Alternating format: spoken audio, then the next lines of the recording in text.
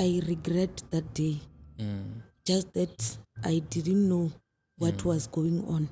It's my sister. She said she's at home. Do you know where Fiona is? Because she's not back yet. It was around 5. Okay. Whenever you have strikes, whenever you have meetings about Fiona, there's these guys who come and threaten me around 4 in the morning. I saw 5 guys holding Fiona. And on those 5 guys, I only know 3. And he mentioned their name. And then after that, he said his reason for coming forward is because they are threatening him every day. The day that he saw them with Fiona, they pointed a gun on him and say, "You didn't see anything." That Sangoma said, "Those people who sent you here, they know where the child is, so they are misleading you, so that you guys you will be looking this side, and they will be moving here or doing something there, but she is not here. She is there she is at the back there."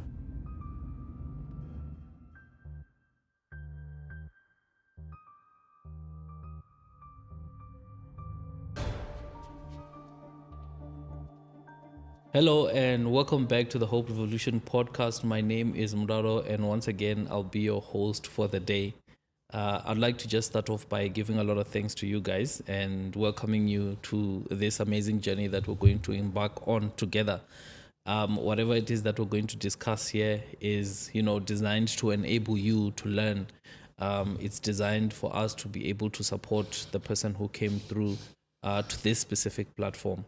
Guys, I would like to also send out a notification once again saying that our Facebook page has been hacked, but we have fortunately been able to open another one, and this one is verified. So anytime you're looking for us on Facebook, just know that there are 2 pages. There's one that is verified, there's one that is unverified. The unverified one is the one that has been hacked, and that's the one you don't follow. That's the one you report. That's the one we shut down.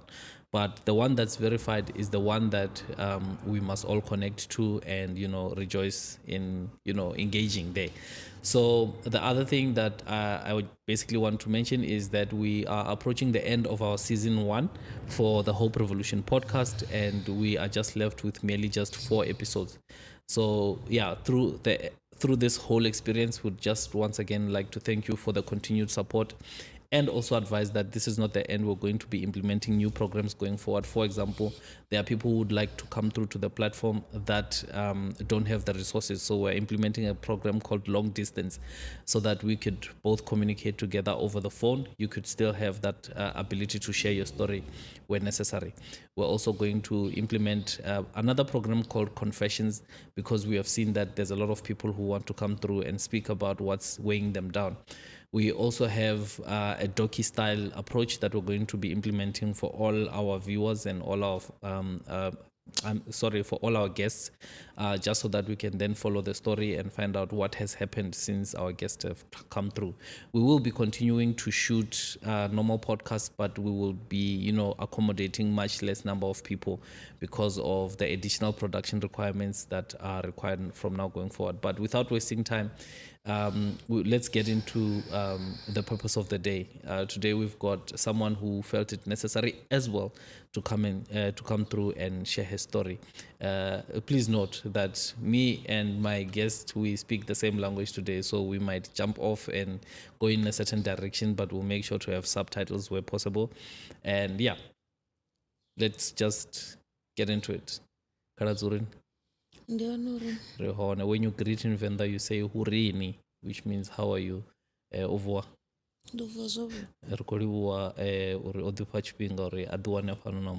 Especially considering that you come all the way from Limpopo and you've traveled quite a long distance to come through. We really appreciate you for that. Maybe for the purpose of the guests and the viewers, I already know your name. Maybe just introduce yourself to the guests, to the viewers, and tell them who you are, and also then we'll just get into what brings you here. Okay, I'm Mufunweni Chilidzi, and I'm Fiona's mother. Okay. Fiona went to school on the 11th of August 2022 and she never came back. So that's the reason why I'm here. Yeah.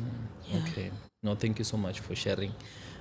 Maybe before we dive into Fiona's disappearance, can you tell us a little bit about the person that Fiona is? And yeah, basically, oba ngwana de Fiona, ndi ngwana de, basically her character. Fiona was Fiona oba ngwana wavhuḓi. Oba tshi thetshelesa, like oba sa ndini nga tshithu, ndi ṅwana a funeaho a tshi funa muṅwe na muṅwe, like she was just a normal kid who doesn't have, like, a tshi ḓi funela u tamba. That's all I can say about her. But then she was, yeah. Where, maybe if you may advise, how old was she? She was 9. She was 9. Okay. Maybe then can you also tell us about what happened on that specific day when you found that she's missing? That day was not like any other days to me and Fiona, because I remember waking up. It was she was supposed to go to school. I was working at a restaurant. Okay. So she wake up and she said she don't want to go to school. She said she was not feeling well, so she don't want to go to school. She want me to take her to the clinic. And I was saying, no, go to school first. I'm going to work. And then I will come and pick you up if it gets worse. Yeah. Okay. And then I regret that day. Just that I didn't know what was going on. But throughout the day, I was sad the whole day. I was not fine, but I didn't know why. Because I remember later that day, around 1, I just posted on WhatsApp. I posted the emotions, crying. Just, there was nothing, but I just posted that. And then after, I was getting a call saying, Fiona, she's not back at school. Do you know where she is? Who called you? It was my sister. She said she's at home. Do you know where Fiona is? Because she's not back yet. It was around 5. Okay. Yeah. When they realized she didn't go to the extra classes. Okay. Yeah. So the extra classes were in the same school? Not in the same school, but in the same village. Oh, in the same village. So she would walk from She would walk from school, Okay. go home, change, and then go to the extra classes. Okay. And when the call came through, take us forward then from what happened going forward. Okay, when the call came through, I then rushed home. When I went home, already they started looking for her. We were looking for her with no luck. We went to school, we went to the other school, we went to worship to her friends, ask around, and there was nothing. And then I went to the police station to report my child is not back at school yet. I don't know what's going on. And then they opened a case. They said I must come back again in the morning with their birth certificate and everything, yeah.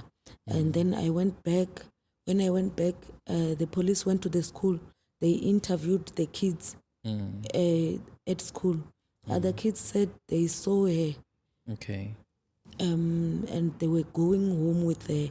And then there was a car. On that car, there was someone who called Fiona.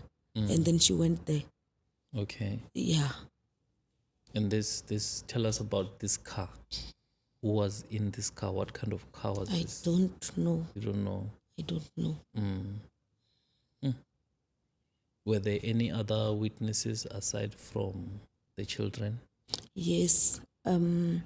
After a week, this other guy came, like he stay where we stay. Okay. I think it's 2 streets from my street. And then that guy said, whenever you have strikes, whenever you have meetings about Fiona, there's these guys who come and threaten me.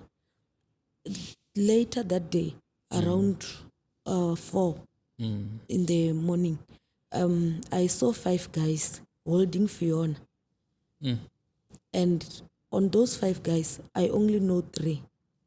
And he mentioned their name. And then after that, he said his reason for coming forward is because they are threatening him every day. The day that he saw them with Fiona, they pointed a gun on him and say, "You didn't see anything." He was going to the toilet. Okay. He said, "Yeah, I didn't see anything." And then after that, every day they are coming to him, "Hey, don't forget, if you say something about that thing, we're going to kill you." That's when he then say, "If something happened to me, you will know Uri, it's because I saw something." Okay. Yeah. So where he saw this happening, was he at home, at his place? Because you're saying he was going to the toilet. It at his place, like it's my street. Okay. Those guys were at my street, but down there's a sort of river. Okay. Yeah. So it's the last house Okay. there. Yeah. So he said he was going to the toilet. The toilet is at the back where you can see everything which is happening on that house. Okay. So when he was going there, he was going out, going to the toilet. He then there atangana hone na hevala batho. Then baba kumubona bakwamburi, "You didn't see anything." Okay. Where were they going? Did he say? I don't know. Maybe they were moving here or something. I don't know. So he also didn't speak about. Did he speak about her condition? How is maybe just to divert you a bit before we come back to the storyline? Where is that guy now? He's around. He's still around. So they haven't done anything. They didn't do anything because we know already if something happened to that one, it's them. Before we move on, because I don't want us to go too far without clarifying a few things, these 3 people that he recognized, do you recognize them? Do you know them when he tells you about them? I didn't like. I don't know them. Like, I just know them like after. Okay. And after everything, I'm seeing them a lot. Where are they people who stay around? They stay around. So these are people you see every day? These are people I see every day. Okay. So I think let's continue with the storyline. You were still telling me about later the day when he came through to tell you about these people who had Fiona. You can, I think, take it from there and then continue. Okay, and then after that, the community, we went and searched for those people, and then they were found. When they were found, they called that guy who saw them and said he must speak when everyone is there. And then that guy did again. He said, "You and you and you, I saw you with the child." So then they said they will deal with them tomorrow. So that's how it happened. So the community, was it the community that said that? The community and like the leaders of the community. The community wanted to deal with them, but then the leaders said no. We will see what to do with them. So it's the community leaders who then protected these people. Who protected them, yeah. Did they ever follow up on the story after that day? Yeah, and then after that day, they were helping, like, until I then asked so many questions about, like, if you're doing this, what's going on? So then we then ended up fighting. Because they were like, the community contributed money so that I go to the sangomas and prophets. So those leaders, they took that money, and they were the ones who were going to the sangomas and prophets. Me, I was going with my own man. Okay. On my other side, because those ones, they were doing their own thing, I was doing my own thing.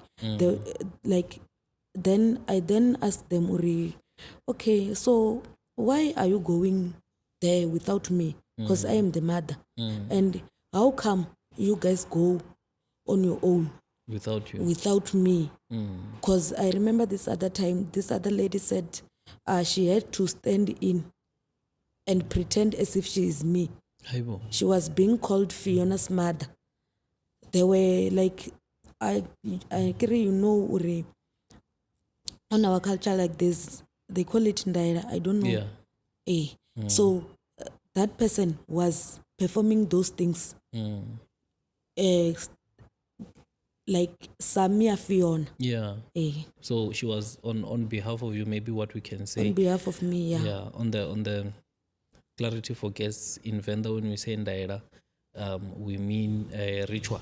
Yeah. It may be cultural, it may be even Christian.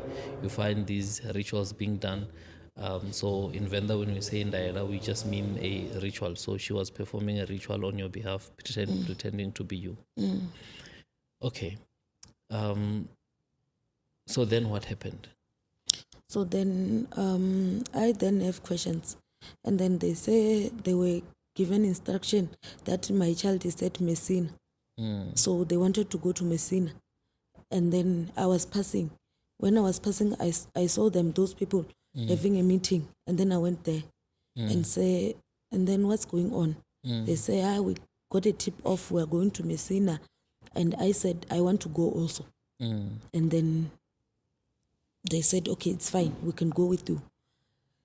And it was the second day they were going back to Messina. Okay. The first day they went there without me, and they came back. They said, now they are sure where she is. And that other one, the community leader, he was saying, yeah, she is there, just that she's no longer herself. She's now, she lost weight. Yeah, something like that. She was wearing, he was describing what she was wearing, but then it was not, agree when she left, she was wearing a uniform. Then that time he was saying she's wearing something else, but then they will come back with her. Okay. And then I said, I want to go with you guys, because you can't do something like this without me. That's when we started fighting. Okay. Then they go with me. We went there. When we went there, we called him, that guy who said he knows where she is the community leader. And the Sangoma, which is a Sangoma for Musanda. Okay. A Sangoma for the chief. Yeah. Then she's the lady who was instructing and everything. So when we were there, we called that lady. She don't pick up.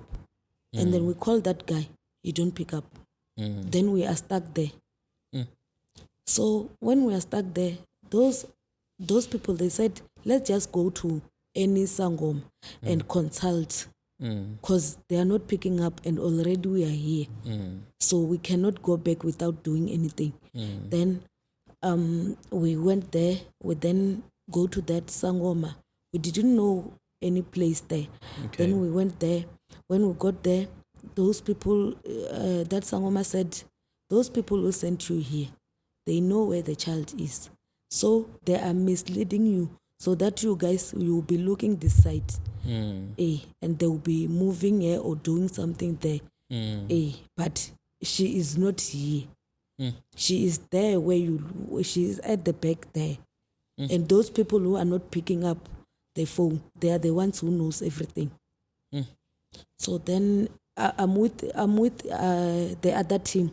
It's their team. I think from their side they were thinking, we will go there, we'll call them, we don't find them, we will come back. So now as you are consulting there with this new Sangoma who's saying that the people who brought you here know where she is, are they also there with you? Yeah. So basically what Sangoma is saying you say we are a group here, let's say you are the one who is instructing. You are instructing me and these ones. Maybe this one they don't know. And you know for sure they won't go anywhere without your instruction. So you know for sure if they go there and not find anything, they will come back to you.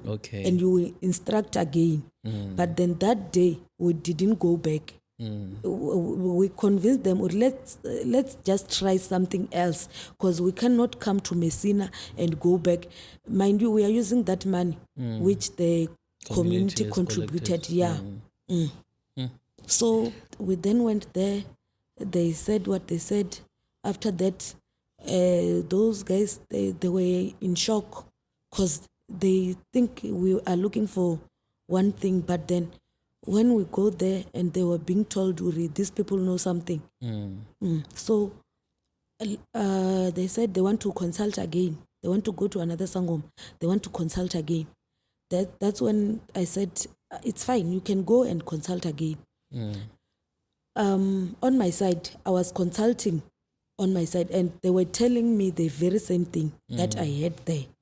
Or those people who are acting as if they are helping you, they know where the child is. Because I remember every time when I go to that guy saying, I want to go to this Sangoma, I want to go somewhere, he will say, no, don't go there, go there. And then this other time they said they organized a Sangoma, and then they said it's those ones with a mirror. I have to go there and see a mirror. Then I said, no, I don't want to see anything. I just want my child. So just do whatever that you are doing. As long as I get my child, that's fine. That's when they say, no, someone has to be there, someone has to see, and then someone has to tell the community what's going on. I said, okay, anyone could go. Then there was my brother. My brother said, it's fine, I'll go. So when I go, they said he's going with someone from the community. Only to find out that someone from the community, he was there inside. He was not going to see anything there or going to do anything. He was just going to hold the door so that my brother won't go out. He have to see those things that they want him to see. Yeah. And then my brother was there fighting there. Like after when he come out, he said he was seeing only snakes. Yeah, he come out, he was not himself. He was going crazy and all that. I think it happened for like 2 weeks. Then he go to church, and then that's when he become fine. So you think maybe that was supposed to happen to you? That was supposed to happen to me. So then after that, when we say we went to Messina, when at Messina we find this and that, that's when those people, they said, no, we are not longer helping you. You are on your own. So do you really believe that those people know something, the community leaders, through their behavior? You really believe that there's something? Through their actions. Because you cannot say, just because I'm asking cash, I'm the one who lost a child. They have their children at home. Even if it was them on my side, I believe they will do the same. So you cannot say, if you are a leader, and say, no, just because she's asking too many questions, we don't want to interfere anymore. You must explain. Because even me, the police came to me and they said, there are some people who are saying, you know something about your child. Hey, what? And then I didn't get angry. I just explained, Uri, I know nothing. My child went to school. I want my child. Hey. Okay, so take us then through the timeline, because you then decide that you just want your child from the community leaders. What then happened then going forward? What happened is that everyone pulled out. And then I was left alone with my family and my friends and other people who are like, who just feel, Uri, this can happen to me also. It's not like you are a father. You don't know what will happen tomorrow. It can be your child also. Yeah. So I don't understand those people who just sit back and watch me suffer like this, knowing that maybe if I could do this, she can find closure or she can find something. There's no way that I can just forget and move on. There's no way. I also want to maybe follow on the events that happened now when you're back with your family, to say the whole story with the Sangomas and the traditional leaders, the local leaders. It didn't work. Going forward, what did you guys do as a family? We then, like, it was that case of me going to everywhere I go. It was like I'm being followed, because everyone who was trying to help me, they were being threatened. Okay. Even the Sangomas, if I come to you today and you are trying to help, when I come back, you will no longer want to help me. Like it shows, Uri, something happened. What was the first instance of that when you picked it up? When did it first happen that a person that you had gone through to seeking help then was threatened? It was that situation where I will come to you and like you will be helping me, seeing everything and all that, and then you tell me, Uri, okay, come back tomorrow, we'll try this and that. When I come back, like you could see, Uri, the energy that was there yesterday is no longer there. And then others will say, Uri, I can't help you anymore. Because this case, like the first person I went to, that person, he then called me the following day and say, my sister, I can't help you anymore. This case is very much big and it has big people, so I don't want to get myself killed for, so I'm just wishing you luck. But I cannot continue because what I'm seeing here is very big. Okay. Yeah. These were people also that were able to see. So it was still traditional healers as well. So each time you go to them, they would be able to check and then say, I can't do much here. And the police officer who was handling my case at first, like I would see him, like there where I stay, he'll be going to those community leaders. He was not communicating with me. He was not doing anything. Like he was the one who was following me everywhere I go, and then he will go to them and tell them, okay, she's doing this and that. Okay. She's doing this and that, yeah. So he was. So then I started. I lay a complaint at the police station. Uri, I think this is not working because this person that you said he will help me is not helping. Whenever I call him, he will say, I'm on leave. I'm not working.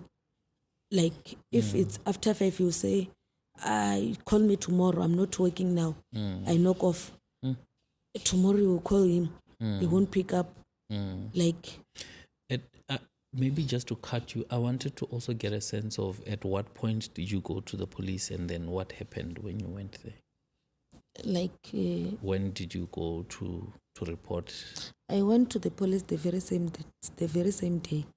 Yeah. Okay. And then after that, they just said they will come back to me. And then after some time, they said, I'm on leave. Okay, I wait. Nothing. I think it was about 3 months. I went there again. What's going on? Nothing. Okay, there was this other phone which was calling me, sending me messages saying, we know where your child is. We want money. Give us money, then we will tell you where your child is. And then I will ask where she is. Can you please send me something like proof to show you know for sure, because it was everywhere, so anyone can try. Yeah, so that SIM card was calling me. It was not even private. So I gave those numbers to the police. They said they're going to investigate that number. Still today, it's been 3 years now. There's no feedback on that. When you went to the police on day one to report this matter, to say my child is missing, what process did they follow? Did you sign anything? Did you fill out any forms? They just took out a paper and said they're writing my statement. Okay. And that's it. Others, when they open a case, they say they get SMSs for case numbers and all that. But to me, it didn't get happen. A case number. Because I'm from Venda. It's been 3 years now. The only reason that the police are giving me is that the fact that I go to the social media. That's why they don't give feedback. But then I'm asking, I started going to social media this year. It's year 3 now. So what was happening over these 2 years? Why were you not giving me feedback? There's no answer.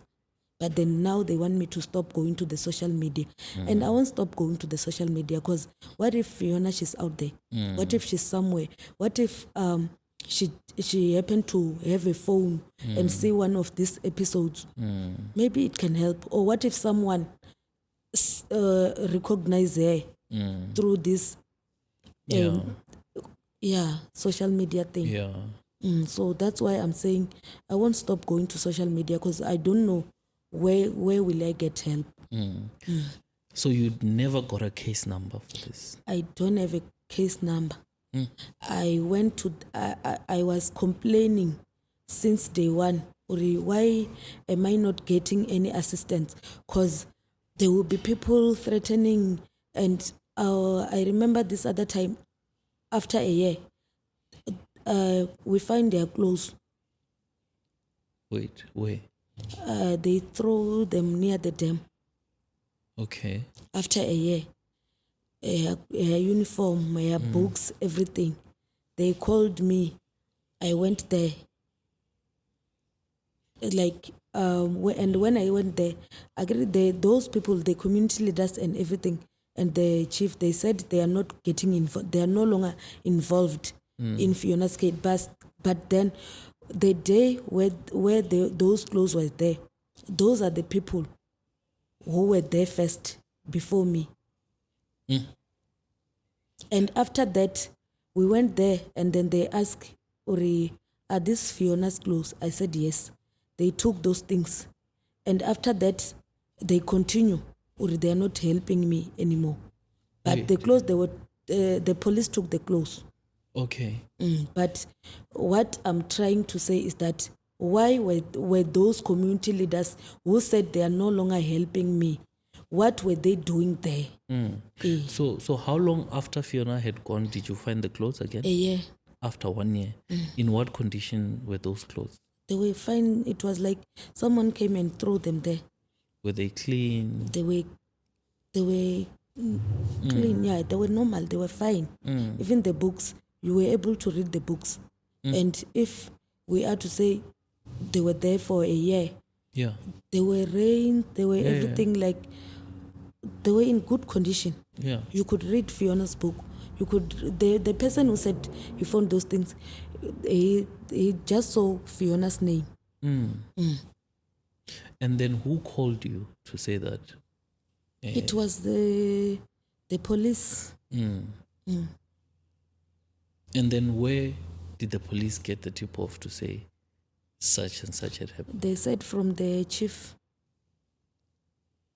You see, now this opens a whole list of questions now. Who told the chief that? They said the person who found the clothes. It's a whole list of people that are involved now, because now it really just opens up a whole can of worms. What was that person doing there? Yeah, because, okay, fine. Let's say they realize, I'm a child. They are the people who are supposed to help me. Then they realize, no, man, we must help her. That's what I thought when I saw them there. I didn't have a problem with them being there. But then my problem started when tomorrow, those people, they're continuing with their story of saying we are not involved anymore. But they're the first ones on the scene. They are the first one on the scene. Why don't they just say, call the mother? We are not involved. Call the mother, we are done. No, they were there to make sure that Vele, what is being said is true. And on Wednesday, I went to IPID. I went there. I said, I wrote a letter here, and then you said I must write to the civilian. I did that. I do have someone who was assisting me. So now I'm here to make a follow-up on my case since I'm here at Pretoria. So then they said I must go to civilian first. Okay. And then if I don't get assistance there, I must come back to IPID. Okay, fine. I went there. When I went there, only to find out that my case is not even opened. I don't have a case at all. It was just an inquiry number. The lady who was supposed to find out about the DNA, he said there's a possibility that those clothes are not even there. Because there's no way that they can do a DNA when If there's no case. case number. Yeah.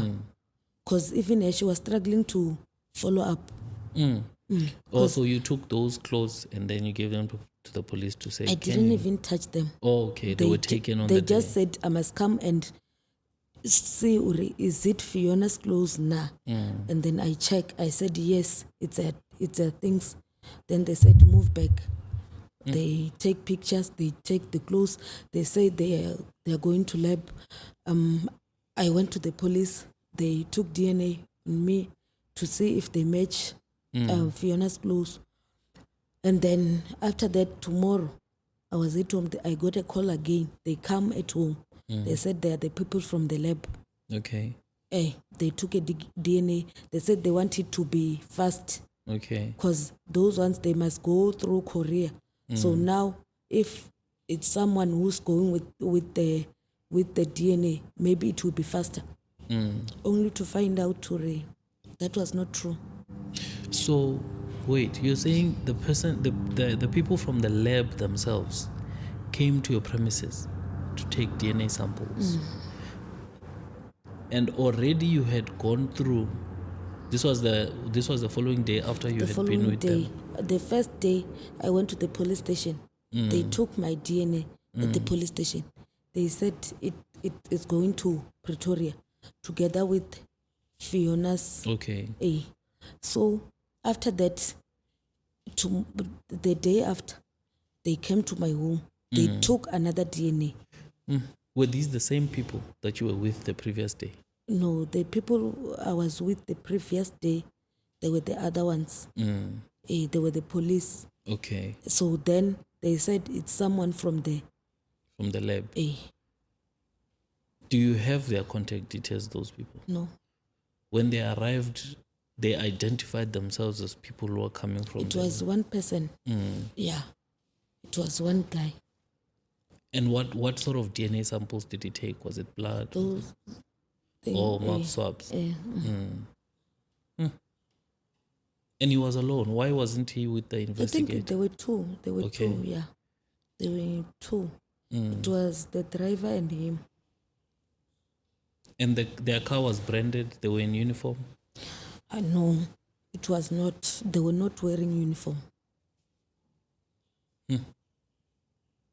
And then after that, And even their clothes, they were not wearing uniform, and they the were car was wearing not formal. okay. Eh, And the car was not branded as well. no, Did they show you any sort of formal identification to say we are from the lab? I think I signed a form. Okay. I signed somewhere there, and then they took a DNA, and then they left. And then it's been a year now also with the DNA. Did they say which lab they are coming from? They say Pretoria. Very suspicious, eh? Very. Quite suspicious. Okay. And then what happened then going forward? I want to just hear the storyline in terms of... And then going forward, I then went to the police station. I complained. They said they are giving me someone from Polokwane. They changed my case to Polokwane. And then I remember this other time there was this detective. He was very much helpful. And like he was active at first, and then after that he said he got a call from the chief. They want to see him. And then after that, that person said he doesn't want to take the case anymore. And then they changed to another detective.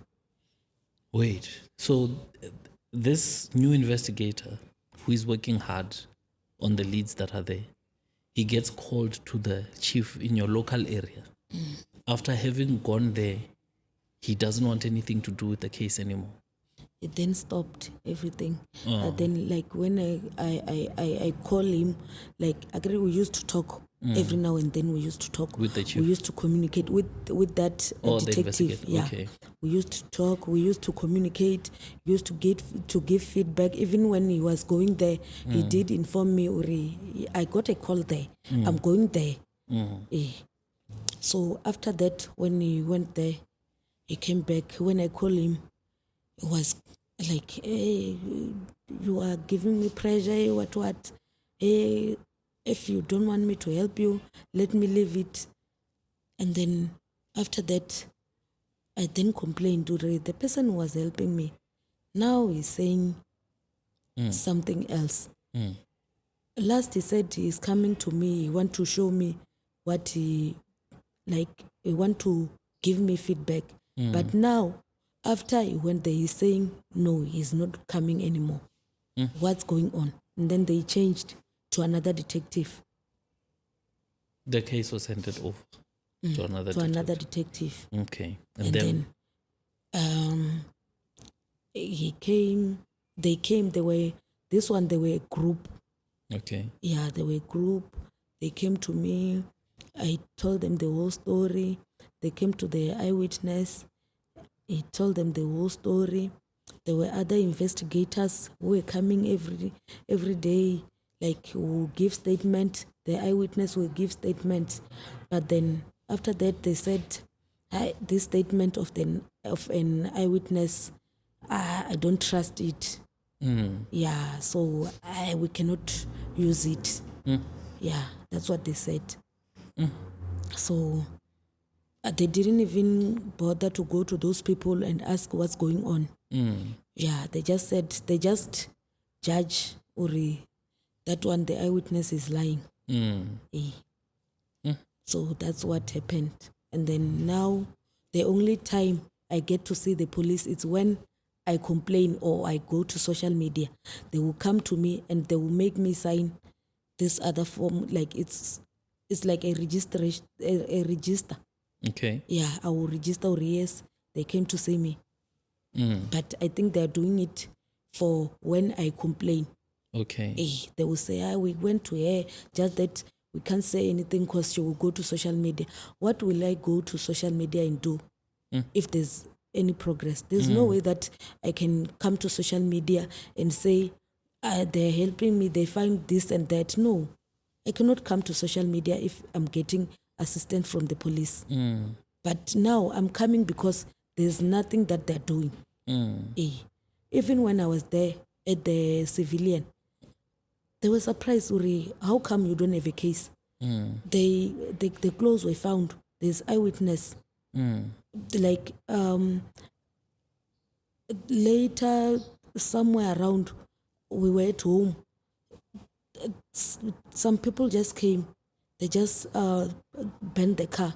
Aibo. Still, we opened a case. Nothing. No case number. No case number, no nothing. So tell me about that incident. We were at home. The car belonged to my sister. But then throughout this whole thing, there were rumors saying I sold my child and then I bought a car. They were saying, I think it was the people who knows. So they wanted to like shift the whole story so that the blame could be on me. So they were saying I bought a car. I was on a vacation. I was enjoying eating that money or something. By that time, I didn't even have any money. I don't even have a license. I don't even have a car. I don't even know how to drive. And like the car belongs to my sister. My sister was working at Old Mutual. You know, people who work there, they must have a car. Yes. Yeah, so it was a match that she has a car. So what happened on that day when you discovered that? Did someone come and tell you that the car is burning? How No, did you? we were at home. We were sleeping. Like me, I didn't even hear a thing. Yana, the owner of the car, she said she had people. They were moving around with guns. But then she was scared and she didn't want to wake me because if she had said something, I'd wake up and want to see. So like she just keep quiet, and then those people, she just heard a sound on the car. And after that sound, it was a petrol bomb. Okay. Yeah. Then the car was set when alight. we go out, the car was burned. And then the community came there, and then we called the police. We called those people who came and the fire what. And then those police, they didn't even enter. They were outside. They called my sister. They asked her what happened. She said there were people here who were doing this and that. Police didn't even bother to go inside and check maybe if they can find fingerprints or something, or that thing for a gun. They didn't even go there. Still, in that case, like you're saying, there was no case that was open. There was no case. There was no case. Is there just now, like right now, we were on social media, like every now and then. That's when they started attending us. Okay. And then yesterday, I called her telling her, Uri, I went to the civilian. There's no case. There's a possibility that those people are keeping Fiona'S close. Because there, I doubt they're there. So she then said, when we were there, they called a police who is supposed to help me. Because I wrote an email before I went there. Okay. So they called me and he was saying, I'm at Toando. I was hoping I will meet her. And I said, I'm not around. I'm here. I'm doing follow-up on the DNA. Yeah. Yeah. So he said, I will see your sister. And to date, there is still no fresh lead in terms of where Fiona might be? Nothing. You have no suspicion, no idea at all? No idea at all. Tell me about Fiona's father and how he's coping through this. He is not fine. He is not fine at all. He's not coping. He is like, this whole situation changed his life in a bad way.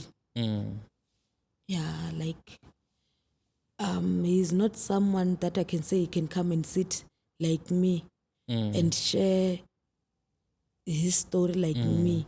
No, It's really affected him. badly. What sort of character change did you pick up from him? What changes are you seeing? Like he's angry. Like he's angry. Like he just like every small thing like upsets him. He get upset a lot, too much, and he then become very quiet. Like he doesn't want to talk to anyone. He don't talk, and every time if he is talking, he will be complaining. And he will be angry. You will see, yeah, he is angry. Ash, I'm so sorry for that. And how has it affected you? Me, I don't know. I don't know. Because my life has changed. Like, this is my life now. This is what I do now. Like, I can't focus on anything. I can't go to work. I can't do anything. And this whole situation, like, I'm not working. I'm like, I'm working at a salon. Okay. But on my own. So I can't focus. Like, I can't focus. So it's very hard. I'm so sorry for the fact that you have to go through this sort of situation. I don't wish this to happen to anyone. Like, also taking it from how I'm feeling about your story, it's very, it's very hard to listen to, because as a parent, these are things that you dread. You don't want this to happen to you. But I think in that aspect, I'd like to commend you for your strength and your energy, for your heart and your character, because there are probably a lot of people that are going through what you're going through. They don't have the courage to speak out. There's only a very small number of people that are able to go against, the sort of powers that you're facing. So just know that your story is not yours alone. There's someone out there who needed to see this episode to be able to stand up and do something. There's someone out there who's been wronged, whose situation is much better than yours, but they don't have the courage to say, I'm going to do what I can. I'm going to fight myself, because that's what you're doing. So, I think keep that up, and just know that whatever you do, wherever you go, you're basically representing a whole group of people that are voiceless, that lack the energy. And you're saying that you don't have a stable source of income. You're working on your own to support yourself, and you still are able to invest and take your money and pursue this matter. And I'd just like to encourage you to say that keep that up, keep fighting. I'm sure there might be other people that come to you to tell you that they are in the same space as yours, and they may need your support. So support whoever it is. I know it's difficult, it's not easy, but for those people that look up to you, just stay strong for them. I think also with the last episode, I did say to the lady that there's a slogan in South Africa which says "Wathinta umfazi wathinta imbokodo." So because as a woman, you must be strong, just so that those that come in your cycle can stand justified, because you are that pillar. So I'd like to commend you, and also just in closing ask you to say, if there's anything that you need help with, what would it be? And how can people come through to assist you in what you're going through? What sort of assistance do you need? To tell you the truth, right now, I don't know. But what I can tell you is that any help I will take. I just want my child. I just want to see Fiona with me. Or if they are to say she is normal, it's fine. But I want to see why they are saying she is normal. I want my child. Yeah. So I don't know. But it's hard. It's hard. Yeah. I don't even wish it to happen to anyone. I can imagine. If there's someone who wants to maybe donate something or send money through your way, do you mind giving out your phone number so that they could reach you? I don't mind. Okay. I think Or you can if look at there's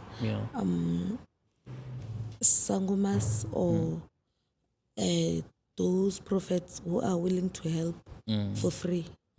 Yeah. Okay. I'll really I think you can appreciate just it. give them your number so that they'll know to contact you directly. Yeah, so you can look at the camera and also just share your number with them. Okay, my number is 072 041 0428. Thank you so much. Thank you. Yeah, thank you so much for coming through, for staying strong, for keeping up the fight and not backing down. You've probably stopped these people from doing more damage in the community. Probably there were other children that were going to disappear. But because you are standing strong and you're making noise about it, the community is now aware. So though you have not helped, you haven't received help yourself, I believe that you helped other people. That And I were, don't know where will I find help. So even you, if you know like some people on your industry, yeah. yeah, Okay, so podcasters, I think this goes out to you wherever you are. She's open to come through to your platform and be able to share her story as well, just so that we could give it a bigger volume and much further distance. She already shared her number. You can contact her directly so that she can then be able to make her way through to you. We'll also connect you with some of our podcasters that we know and some other people in the media space so that you could have a better reach as well. Yeah. But yeah, thank you so much. thank you. Family, I think we've heard today's story. I don't think today's story has an ending because it's a continuous pain that continues to traumatize those that hear it and those that continue to experience it on a daily. I mean, our children are our jewels. They are our treasures, and we must protect them by all means. When something like this happens, it just changes and rewires your brain in different ways. Just me hearing this alone is enough to just send me in a different direction. I'm very happy that she's a strong person who still stays true to herself, because if you don't have a true self-identity, who are you and what are you here for? So I'm very happy that she's able to fight and maintain her energy and maintain her peace of mind so that she can continue pursuing this matter. If there's anyone out there who can be able to assist her, I appeal to you again. She gave out her number. Please try and text her, reach out to her, and see how you can be able to assist her. For those that know where the child is, those that are scared to come out with the information, there's the number. The number just came out. You've got your her name. She also is available on social media. You can send her tips, you can send her indication, but please avoid this blackmail situation where you will say you know where the child is and you want money. It's just not a fair thing. Apply it to yourself and you'll really see how unfair that is. But we really appreciate you for being with us from the beginning of the episode up until where we are currently. And we hope that this story is not finished. We hope that we are going to, further give this story some more light so that it receives the attention that it deserves. Family, we really appreciate your, contribution, your likes, your shares, your comments, your follows, and everything that you guys are doing to make us become the platform that we are today. We say, we are here to actually give you guys a platform so that you'll be able to, voice out and speak about what troubles you the most. Remember, we've got other programs coming through. So if your concern or your focus is aligned to them, don't hesitate to text us. We are now able to assist you online. We are now able to go live and, share your story there without you coming through to the studio if you are too far. But yeah, we really appreciate the love and the support. From me, Mraro, this is the Hope Revolution. You are the revolution. Remember that if you don't share, it begins to look like we don't care. Sharing is caring. So let's all share together. From me and the Hope Revolution team in studio, we'll catch you on the next one. It's cheers for now.